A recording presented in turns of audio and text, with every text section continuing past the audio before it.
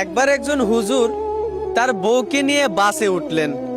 ওনার পাশের সিটেই ছিল একজন উচ্চ শিক্ষিত লোক, তার সাথেও তার বউ ছিল।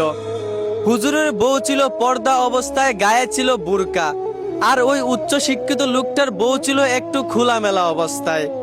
তো ওই উচ্চ শিক্ষিত লোকটা হুজুরটাকে শোনায় শোনায় বলতেছিল, দেখো, মোল্লার গোষ্ঠীরা তাদের বউকে বন্দি করে রাখে, তাদেরকে স্বাধীনতা দেয় না। এই কথা শুনে হুজুর বলে উঠলো ওই উচ্চ শিক্ষিত লোকটাকে, আচ্ছা ভাই, আপনার হাতে যে ব্যাগ, ওই ব্যাগের ভিতর কি আছে? লোকটা তখন বলল, কেন? আমার ব্যাগের ভিতরে অনেক দামি একটা জিনিস আছে। হুজুর বলল, তো আপনি এটাকে ব্যাগের ভিতর বন্দি করে রাখলেন কেন?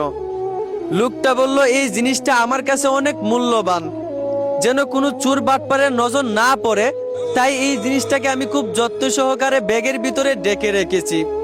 হুজুর তখন বলল, ব্যাগের ভিতরে ওই জিনিসটা যেমন আপনার কাছে খুবই মূল্যবান, ঠিক তেমনি আমার কাছে আমার বউও খুবই মূল্যবান। তাই আমিও আমার বউকে খুব যত্ন সহকারে পর্দায় ডেকে রাখি, যেন কোনো পুরুষের খারাপ নজর আমার বউয়ের দিকে না পড়ে। আর আপনার কাছে আপনার বউ এতটাই মূল্যহীন যে সামান্য একটা জিনিসকে আপনি চোর বাটপারের নজর থেকে হেফাজত করার জন্য খুব যত্ন সহকারে ব্যাগে ডেকে রাখলেন, অথচ আপনার বউকে আপনি পুরুষের খারাপ নজর থেকে বাঁচানোর জন্য বুরকার ভিতরে ডেকে রাখতে পারলেন না, পর্দায় রাখতে পারলেন না। স্বাধীনতার নামে তাকে খোলামেলায় ছেড়ে দিলেন।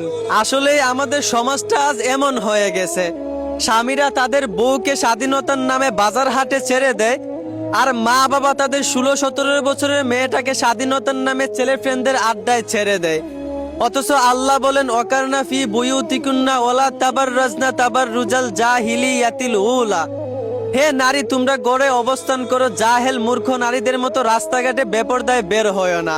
কিন্তু আজকালকার মেয়েরা রাস্তাঘাটে বেপরদায় চলাফেরাও করে, আবার তারা নিজেকে অনেক শিক্ষিত দাবি করে।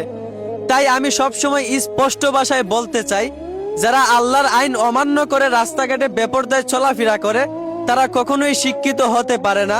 তারা নিঃসন্দেহে অভদ্র ফ্যামিলির অশিক্ষিত মা বাবার অশিক্ষিত সন্তান। আশা করি বুঝতে পারছেন। ধন্যবাদ।